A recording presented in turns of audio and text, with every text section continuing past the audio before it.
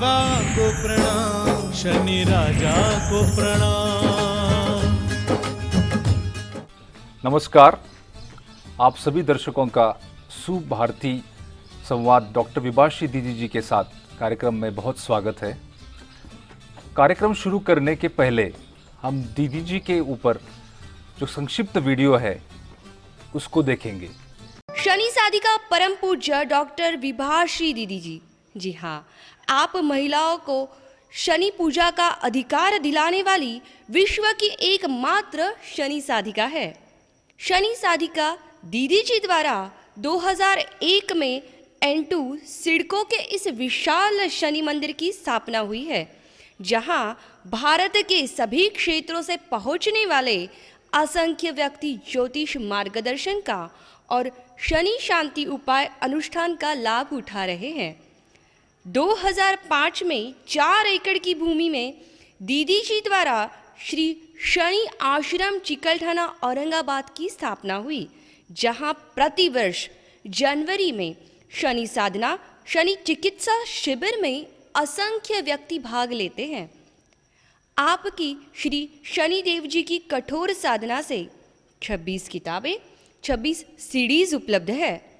आपके द्वारा भारत के 8 बड़े मंदिरों में शनिदेव जी की प्रतिष्ठा स्वयं पुरोहित बनकर की है।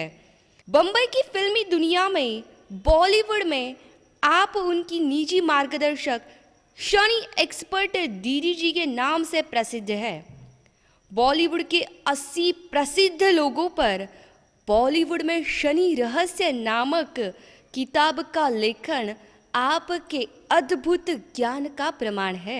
जन्म पत्रिका निर्माण में आपकी बराबरी कोई नहीं कर सकता। भारत के सैकड़ों कार्यक्रमों की सफलता के अलावा विदेशों में Nepal, Dubai, Malaysia, Singapore, Bangkok, USA आदि में अनेक आयोजन करने वाली आप भारत की पहली आध्यात्मिक महिला है, जिसे अनेक सम्मान, पुरस्कार, मेडल के अलावा 2011 में भारत रत्न अंबेडकर अवार्ड भी प्राप्त हुआ। दीदी जी, आपका सुभारती संवाद कार्यक्रम में हार्दिक स्वागत है। धन्यवाद। कार्यक्रम की शुरुआत में आपसे मैं प्रथम प्रश्न ये करना चाहूँगा कि आपने पोस्ट ग्रेजुएशन किया, फिर आपने जर्नलिज्म में कोर्स किया, आयुर्वेदिक कोर्स, नेचुरोपैथी कोर्स भी किया, एक अच्छी लेखिका भी आप रह चुकी है, और अचानक से 1996 में आप ज्योतिष क्षेत्र में, वास्तु क्षेत्र में, कर्मकांड, इस क्षेत्र में आपका कैसे आना हुआ? हाँ, आपने जानना चाहा है कि मैंने इतनी डिग्रियां, इतने डिप्लोमा लेने के बाद में फिर ज्योतिष के क्षेत्र को क्यों चुना। मुझे ऐसा लगा कि मुझे उस क्षेत्र में काम करना चाहिए जिस क्षेत्र में सही में मेरे ज्ञान की आवश्यकता है। मैंने देखा कि आज के समय में लोग ज्योतिष को गलत तरीके से इस्तेमाल कर रहे हैं। बहुत सारी भ्रांतियाँ ज्योतिष को लेकर पैदा हो गई हैं, और यह विद्या जो हमारे सबके मार्गदर्शन के लिए बहुत ही सच्ची और अच्छी रही है, इसे लोग विवादों का कारण बना चुके हैं। अलग अलग तरीके से गलत प्रेडिक्शन के माध्यम से और अपने खर्च निकालने और अपने अपने गोरख धंधे चलाने के माध्यम से लोगों ने ज्योतिष को बदनाम करना प्रारंभ कर दिया था। तो जब मैं बड़े बड़े धर्म सम्मेलनों में या कोई ज्योतिष सम्मेलनों में जाती थी, तो वहाँ पर मुझे लगता था कि ये सब गलत धारणाएं, ये सब गलत विश्वास और ये सब गलतियाँ और ये सब गलत प्रकार की बातें जो लोग अज्ञानता बस सुन रहे हैं और फॉलो कर रहे हैं, मुझे आगे बढ़कर इसको रोकना चाहिए और मुझे अपने आप को इसमें आगे ले जाने के लिए जिज्ञासा हुई और मैंने सबसे पहले ज्योतिष को सीखना प्रारंभ किया। तो पाया कि बहुत सारी गलतियां हम कर रहे थे और बहुत सारा हम ऐसा कार्य कर रहे थे जो हमारे धर्म को बदनाम कर रहा था, जो हमारी ज्योतिष विद्या को बदनाम कर रहा था। तो मैंने पूरा लोगों को ज्ञानी बनाना प्रारंभ किया और उन लोगों को भय से बाहर किया। ज्योतिष की क्लासें चलाकर मैंने एक नई दिशा देना प्रारंभ कर दिया। मुझे जब लगने लगा कि शनिदेव के नाम पर अब ठगाई लोग करने लगे हैं, कहीं नीलम रत्न को लेकर कोई ठगाई चालू थी, तो कहीं शनि लग गया है तो शनि के नाम पर ये जाप करा लीजिए, ये उपाय करा लीजिए, ये दान कर दीजिए। महिलाएं शनि की पूजा नहीं कर सकती, या महिलाएं कोई कर्मकांड नहीं कर सकती। बहुत सारे प्रतिबंधन महिलाओं को होते देखे मैंने, तो रहा नहीं गया। तो मैंने फिर महिलाओं को धर्म क्षेत्र की शिक्षाएं दी और धर्म क्षेत्र में अग्रणी होने के लिए मैंने प्रोत्साहन दिया और खुद भी सीखा और उनको भी सिखाया। मैंने देखा कि किस तरीके से यहाँ पर लोग आध्यात्मिक चिकित्सा को भूलते जा रहे हैं। तो उस विद्या को जागृत रखने के लिए मैंने कोशिशें की और कोशिशों में सफलताएं भी मिली। तो जब मैंने पत्रकारिता की डिग्री ली तो मैं पत्रकार भी रही। मैं ब्यूरो चीफ के पद पर रही दैनिक भास्कर में। मैंने अच्छा अपना धर्म निभाया। मैंने यदि आयुर्वेद के कोर्स किए तो मैंने चिकित्सा शिविर भी बहुत अच्छे तरीके से लगाए, पर सबको मैंने एस्ट्रोलॉजी से जोड़ा और एस्ट्रोलॉजी के ज्ञान का फ़ायदा मैंने इन क्षेत्रों को भरपूर दिया। और मुझे लगा कि आज बहुत ज़रूरत है इन विद्याओं को जानने की और सही मार्ग पर चलकर अपनी सफलताओं को खुद हासिल करने की। तो जहाँ जहाँ मुझे लगा कि यहाँ मेरी आवश्यकता है, जहाँ जहाँ मुझे लगा कि मैं यदि 2 कदम आगे बढ़कर मैं अंधेरे में एक ज्ञान की जोत जलाऊं तो सफल हो जाऊंगी, वहाँ वहाँ मैंने पहले अकेले चल के प्रयास किया, फिर लोग जुड़ते चले गए और प्रयास सफल होता चला गया। बस यही भूमिका मेरी होती रही। दीदी जी, अभी 2019 में आपने ढेर सारे मोटिवेशनल प्रोग्राम्स कॉलेजेस में की। इतने सारे मोटिवेशनल प्रोग्राम स्टूडेंट्स के लिए करने के पीछे क्या विचार क्या था? हाँ, ये भी एक बड़ी महत्वपूर्ण बात थी। मैंने विवेकानंद को बहुत समझा और बहुत पढ़ा और मैंने देखा कि विवेकानंद किस तरीके से यूथ को आगे ले जाना चाहते थे और हमारे भारत के निर्माण में आज युवा पीढ़ी का कितना बड़ा योगदान होना चाहिए। पर हमारी युवा पीढ़ी या हमारा विद्यार्थी जीवन या हमारे कॉलेज स्टूडेंट आज मार्ग भटकने लगे हैं। वे धर्म आध्यात्म को भूलने लगे हैं और वे स्पिरिचुअल पावर में नहीं आने के नाम से बहुत सारी गलतियां कर रहे हैं, संस्कार विहीन हो रहे हैं, अपनी सफलताओं से दूर होते चले जा रहे हैं। तो मैंने गौतम बुद्ध के और विवेकानंद के अपार ज्ञान को पाने के बाद में मैंने एक बात सोची कि आज वो समय आ गया है कि कुएं को खुद प्यासे के पास पहुंचना चाहिए और वहां जाकर अपना ज्ञान दान देना चाहिए। कम से कम कोई व्यक्ति तो ऐसा होगा जो इस सत्य को जानेगा और उसके बाद हमारा विद्यार्थी बदलेगा। हमारे स्टूडेंट यदि बदलेंगे तो पूरा परिवार और पूरा समाज और पूरा राष्ट्र बदलेगा। मैंने यह प्रस्ताव कुछ कॉलेज के प्रिंसिपल लोगों के साथ में शेयर किया। मैंने कहा क्यों नहीं हम एक बार मोटिवेशनल स्पीकर के रूप में लोगों को बहुत अच्छा ज्ञान दें और आप जो हर साल बच्चों के लिए फंक्शन करते हैं उसमें मैं लोगों को स्पिरिचुअल नॉलेज दूं। उनको बहुत भाया क्योंकि जो मुझे जानते थे और जो मुझे सुन चुके थे उनको यकीन ही नहीं हो रहा था कि मैं अपना बेशकीमती समय, जहां मैं कंसल्टेंसी के लिए भी लोगों को समय नहीं दे रही हूं, वहां पर मैं कॉलेज में खुद जाऊंगी और कॉलेज के स्टूडेंट को उनके ऑडिटोरियम में मैं खुद 1.5-2 घंटे के प्रोग्राम दूंगी। यकीन ही नहीं होता था उनको। पर मैंने उनसे कहा कि नहीं, मैंने सोच लिया है कि पूरे 2018 और 2019 में मैं मोटिवेशनल स्पीकर का काम करूंगी और मेरे विद्यार्थियों को नया जीवन दूंगी। उनको मुझे कुछ बदलना है, उनको मुझे एक अच्छा इंसान बनाकर एक सक्सेस जीवन देना है। बहुत अच्छे अनुभव रहे, बहुत सारे कॉलेज में प्रोग्राम हुए, लगभग धीरे धीरे 2 साल में 100 के आसपास कुछ कॉलेज भी हो चुके होंगे। महाराष्ट्र में तो बहुत बड़ी संख्या थी ये, और लोगों ने इतना ज़्यादा सराहा, लोग एकदम साइलेंस होकर सुनते थे, और जो विद्यार्थी कभी किसी की नहीं सुनता था वो विद्यार्थी ज्ञान को समझने लगा, और उस विद्यार्थी ने अपने समय की कीमत करना प्रारंभ कर दिया।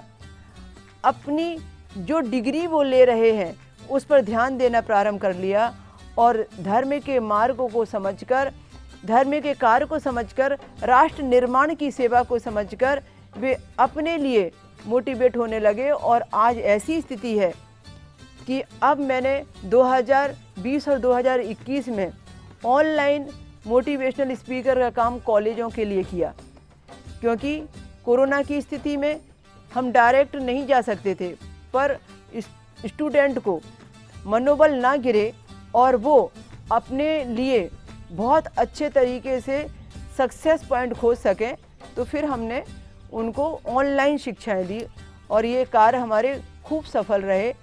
हर कॉलेज ने इसे सराहा। दीदी जी, आपने ज्योतिष विद्यालय भी चलाया है और कोरोना के संकट काल में ऑनलाइन ज्योतिष क्लासेस भी ली। ऑनलाइन ज्योतिष क्लास के माध्यम से आपने ज्ञान का दान भी किया। ये विचार आपके मन में कैसे आया कि आप ऑनलाइन क्लासेस लेंगे या फिर ज्योतिष विद्यालय का ज्योतिष का ज्ञान बांटेंगे? क्योंकि 2019 तक जब मैं ज्योतिष विद्यालय चला रही थी तो बड़े बड़े धुरंधर ज्ञानी व्यक्ति ज्योतिष विद्यालय को अटेंड कर रहे थे। फिर अचानक कोरोना की परिस्थिति के नाम से हमें रूबरू एक दूसरे से मिलना मुमकिन नहीं था, पर दूर क्षेत्रों में बैठे, अलग अलग स्टेट में बैठे व्यक्ति इस बात का इंतज़ार कर रहे थे क्या वो दिन कभी आएगा कि जब हम ऑनलाइन क्लास का लाभ उठाएंगे। क्योंकि जब वो मेरे शनि आश्रम औरंगाबाद के यूट्यूब चैनल को देखते थे तो मैं जो भी मंच के ऊपर मैं बोलती हूँ, बताती हूँ, वो सब प्रशिक्षणात्मक होता है, चाहे वो ज्योतिष से संबंधित विषय पर रहा हो और चाहे वो शनिदेव से संबंधित हो, चाहे वो चिकित्सा या आध्यात्म से संबंधित हो। सब मेरी कोशिश ये रहती है कि मैं व्यक्ति को ट्रेनिंग दे रही हूँ, मैं एक शिक्षक हूँ और व्यक्ति को सिखाने की कोशिश कर रही हूँ। मेरा काम गुरु, सदगुरु या शिक्षक का है, और लोग बाग बड़े आराम से उसे सुनते और उसको फॉलो भी करते। तो फिर मैंने सोचा कि मैं समय का सदुपयोग यदि सही ढंग से करूं तो ऑनलाइन से अच्छा कोई दूसरा मार्ग नहीं है। एक बार मैंने ऐसे ही ऑनलाइन क्लास लेने के लिए मन बनाया और मैंने एक मैसेज लोगों को पास कर दिया कि अब मैं ऑनलाइन क्लास लेने वाली हूँ। अगस्त 2020 में मैंने ये मैसेज भेजा लोगों को कि मैं ऑनलाइन क्लास प्रारंभ कर रही हूँ। जिसे भी ज्योतिष का प्रशिक्षण लेना है, अति आवश्यक चीज़ें सरल पद्धति से सीख लें, और हर संडे को ये क्लास रात में 9 बजे प्रारंभ होगी। आपको आश्चर्य होगा कि मैसेज पास होने के 1 हफ्ते के अंदर में 35 एडमिशन हो चुके थे, और उसके बाद में फिर लोग बढ़ते चले गए और ये ऑनलाइन क्लास सक्सेस होते चली गई। बाद में फिर हमने औरंगाबाद लोगों को बुलाया और उसका एग्ज़ाम भी लिया, सामने बिठाकर अलग अलग तरीके से उनको लोगों की जन्म पत्रिकाएं देकर उनके प्रेडिक्शन भी करवाए। फिर हमने उनको सर्टिफिकेट वितरण किए, उनको ज्योतिषाचार्य की उपाधि दी। तो बड़ा अच्छा सुखद अनुभव रहा ये ऑनलाइन का, और इससे वो लोग भी ज्ञान पा सके जो ज्योतिष सीखना तो चाहते थे, पर ये विद्या किताबों से तो मुमकिन नहीं थी। इसको सिखाने के लिए कोई ऐसा सरल व्यक्ति चाहिए था जैसे मैंने आपको बताया। और मैं आपको बताऊं कि ज्योतिष को जानना बहुत ज़रूरी है, उसको मानना भी बहुत ज़रूरी है। क्योंकि इसके बिना आप अपनी लाइफ को पूरी तरह से सक्सेस की ओर नहीं ले जा सकते। ज्योति धन शास्त्र अंधेरे में ज्योति दिखाने वाला ये एक ऐसा शास्त्र है जो आपको भटकने से रोक लेता है और अर्थकारी विद्या है। इसलिए आपको सबको मेरा यही कहना है कि आप खुद भी सीखें, लोगों को भी इससे अवगत कराएं, सरल से सरल तरीके से सीखें। पर आप जानें कि बिल्कुल ज्योतिष में 2 और 2 4 ही होता है, 5 को कोई महत्व नहीं होता। यदि सही तरीके से हम ज्योतिष को समझते हैं तो इसमें पूरी तरह से समर्पण के भाव से यदि आप जुड़ते हैं तो मैं सोचती हूँ तकदीर बदल जाती है आदमी की। मैंने किसी भी ज्योतिष के जानकार या ज्ञानी को विपन्न या गरीब नहीं देखा, क्योंकि लक्ष्मी खुद चल कर आती है। भृगु देवता ने कहा था माता लक्ष्मी से, और छोटा सा प्रसंग है जो आपको बताती हूँ। शायद ज्ञानियों को तो पता है पर उनको नहीं मालूम जो ज्योतिष के सब्जेक्ट से अनभिज्ञ हैं। भगवान विष्णु एक बार सोए हुए थे और भगवान विष्णु के चरण माता लक्ष्मी दबा रही थी। भृगु देवता भगवान विष्णु से मिलने पहुँचे तो भगवान विष्णु से मिलने के लिए वो सीधा अंदर चले गए। माता लक्ष्मी ने उन्हें रोका, इशारा किया, प्रभु सोए हुए हैं गुरुवर, आप अभी बाहर जाएं, आप प्रभु को न जगाएं। वे थोड़ा देर बाहर चले गए। बाद में उन्होंने देखा कुछ समय तक के भगवान विष्णु ने उन्हें मिलने नहीं बुलाया। वे फिर गए और फिर भगवान विष्णु से मिलने के लिए माता लक्ष्मी से कहा कि मुझे मिलना है, आवश्यक कार्य है। पर माता लक्ष्मी ने कहा प्रभु शयन कर रहे हैं, मैं उन्हें नहीं जगा सकती, इसलिए कृपया आप अभी जाएं, प्रभु के उठने पर मैं आपको ज़रूर बुलाती हूँ। तो उनसे रहा नहीं गया। उन्होंने कहा कि इतनी देर से मैं इंतज़ार कर रहा हूँ, प्रभु सोए नहीं है, इसका मतलब सोए होने का बहाना कर रहे हैं। ऋषि को क्रोध आ गया कि प्रभु सोए नहीं हैं, सोए रहने का बहाना कर रहे हैं और माता लक्ष्मी जान समझ के मुझे उनसे मिलने नहीं दे रही है। मैं ये प्रसंग बता रही हूँ ज्योतिष की रचना कैसे हुई। मैं ये प्रसंग बताती हूँ कि ज्योतिष को जानने मानने वाला व्यक्ति गरीब कैसे नहीं होता, हमेशा संपन्न कैसे रहता है। अब भृगु देवता ने कहा कि माता लक्ष्मी प्रभु सोए नहीं हैं, आप गलत बोल रही हैं, मैं देख रहा हूँ कि प्रभु बहाना कर रहे हैं सोने का। उनको बहुत क्रोध आया और उन्होंने क्रोध में अपने पैर की ठोकर लगाकर ये जानना चाहा भगवान विष्णु को, टच करके, स्पर्श करके, ठोकर लगाकर कि आप सोए हुए का बहाना क्यों कर रहे हैं, मैं आपसे मिलने आया हूँ और आप सोने का बहाना कर रहे हैं। अचानक भगवान विष्णु की निद्रा टूटी, ध्यान छूटा और उन्होंने आंखें खोली तो भृगु देवता गुस्से में थे। भृगु देवता को पता चल गया कि वाकई में प्रभु ध्यान में थे, उनको एहसास नहीं था कि मैं आया हूँ।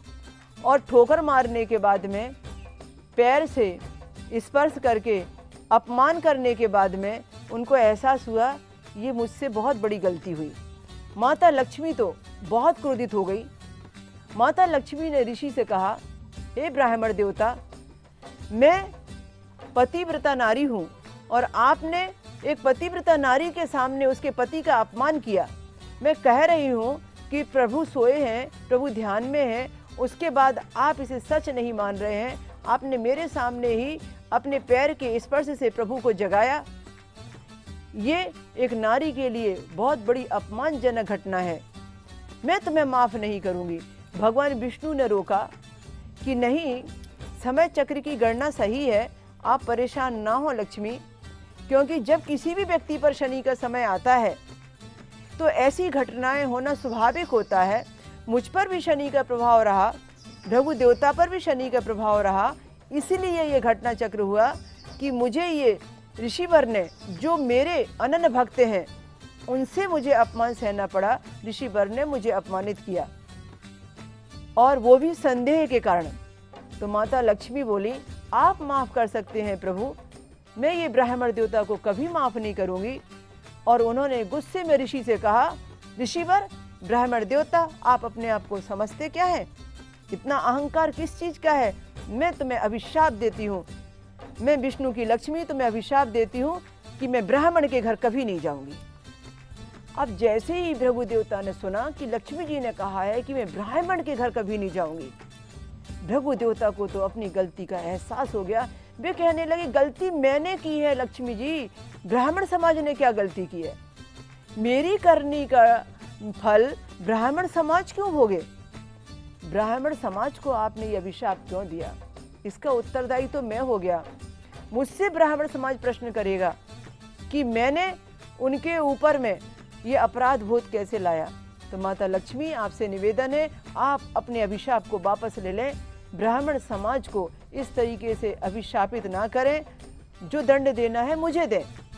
भृगु देवता से लक्ष्मी ने कहा, मैं तो कह चुकी हूँ और ये मेरा श्राप वापस नहीं होने वाला। तब भृगु देवता को और क्रोध आया। उन्होंने अपने कमंडल में से जल लिया, भगवान विष्णु और लक्ष्मी जी के सामने खड़े होकर बोले, मैं ये संकल्प लेता हूँ, मैं भृगु यह संकल्प लेता हूँ कि माता लक्ष्मी, मैं एक ऐसे ग्रंथ की रचना करूँगा, मैं एक ऐसा ग्रंथ लिखूँगा कि जिस ग्रंथ को जानने वाला, मानने वाला, जिस ग्रंथ को जानने और मानने वाले व्यक्ति के यहाँ पर लक्ष्मी तुम खुद चल कर जाओगी। मैं ऐसे ग्रंथ की रचना करूँगा कि उस ग्रंथ को जो व्यक्ति जानकार होकर जानने लगेगा, जो ज्ञानी होकर उस पर चलने लगेगा, लक्ष्मी तुम खुद चलकर उनके यहाँ जाओगी, तुम्हें जाने पर मैं विवश कर दूंगा। तो आप देखिए, जो भी व्यक्ति ज्योतिष के जानकार हो जाते हैं, ज्ञानी हो जाते हैं, उसमें डूबकर अपना जीवन बिताते हैं और दूसरों के मार्गदर्शन में सही तरीके से सच्चा योगदान देते हैं। बड़े बड़े उद्योगपति, बड़े बड़े पैसे वाले और बड़े बड़े दौलत के चाहने वाले व्यक्ति उनके यहाँ स्वयं जाते हैं, उनका आशीर्वाद लेते हैं, पैर छूते हैं, दक्षिणा भी देते हैं, लक्ष्मी खुद चल कर आती है। हर जाति समाज के व्यक्ति इसे सीख सकते हैं और हर जाति समाज के व्यक्ति अपने के जीवन को बहुत अच्छा बना सकते हैं, संपन्न बना सकते हैं। इसमें भृगु देवता ने बताया कि हमारा कर्म जो है वो ब्राह्मण का होना चाहिए, जन्म भले ही आपका किसी भी समाज में हो। तो स्वयं ज्योतिष के जानकार के यहाँ पर लक्ष्मी जी को आना होता है। दीदी जी, आपका शनिदेव सैटर्न, इसके ऊपर बहुत रिसर्च किया है आपने, फोकस किया है, शनिदेव के ऊपर बहुत सारी किताबें भी लिखी है। ऐसा क्यों है कि सिर्फ आपने शनिदेव जी के ऊपर ही फोकस किया है? वह इसलिए कि सबसे ज़्यादा भ्रांतियाँ, अंधविश्वास, रूढ़िवादी परंपराएं, गलत धारणाएं सिर्फ शनिदेव को ही मुद्दा बनाकर चल रही थी। दूसरे क्षेत्रों में इतनी कम थी। 9 ग्रहों में सिर्फ शनिदेव जी ही ऐसे थे जिनको लेकर गोरख धंधे चालू थे, जिनको लेकर अपवाद चालू थे, जिनको लेकर सारे सब अंधविश्वास फैल रहे थे। मैं कभी भी सम्मेलन में जाती तो सामने में आवाज आती, बनाता नहीं कोई शनि जैसा, मिटाता नहीं कोई शनि जैसा। मैं कहती कि शनि के जैसा बनाता नहीं, ये तो समझ में आता, पर मिटाता उसको है जो मिटने के लिए ऐसे कार्य और कर्म कर रहा है। मैंने बहुत सारे कार्य ऐसे किए शनि देव जी के प्रत्येक पक्ष पर रिसर्च करके कि जिसमें लोगों को ये मानना पड़ा कि उनकी जो सोच थी वो सही नहीं थी। मैंने देखा कि कहीं भी मैं सम्मेलनों में जाती हूँ, लोग बाग सिर्फ शनि को ही कोसते रहते हैं। तुम्हारा शनि अच्छा नहीं इसलिए ऐसा हो गया, तुम्हारा शनि अमुक जगह आया है, शनि की परिक्रमा ऐसी हुई, शनि की दशा चल रही है, शनि की 7.5 लगी थी, शनि का ढैया लगा था, शनि लग गया है, शनि चल रहा है, शनि मार्ग है। बस ऐसी बातें लोग करते और लोगों को डराते और लोग डरते। हमारे धर्म भीरू समाज में बहुत सारे व्यक्ति ऐसे हैं जो धर्म के नाम पर परेशान होते और जो जैसा बोलता उसकी मान लेते और मानने के बाद में फिर डर के नाम से वो अपना खर्चा कर देते और बाद में पछताते रहते। तब मुझे लगा कि आज वो समय आ गया है कि गलत होते हुए देखकर चुप नहीं बैठना चाहिए, क्योंकि गीता के ज्ञान में मैंने एक बहुत अच्छी बात पढ़ी थी।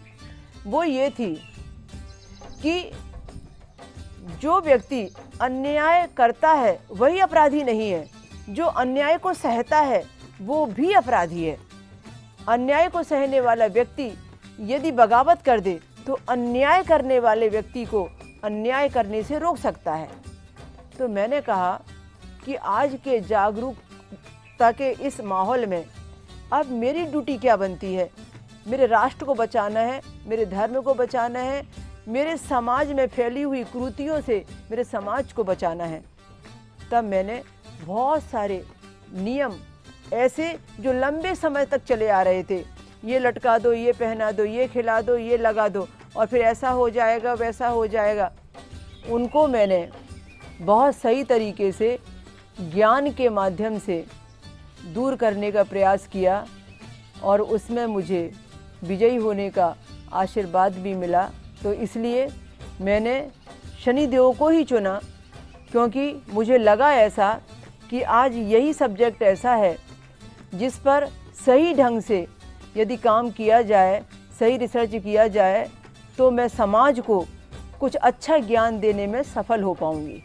दीदी जी, आपने इतनी सारी महत्वपूर्ण जानकारी दी, इसके लिए आपका धन्यवाद। दीदी जी के बारे में और जानकारी प्राप्त करने के लिए आप उनके YouTube और Instagram पेज को फॉलो कर सकते हैं। धन्यवाद।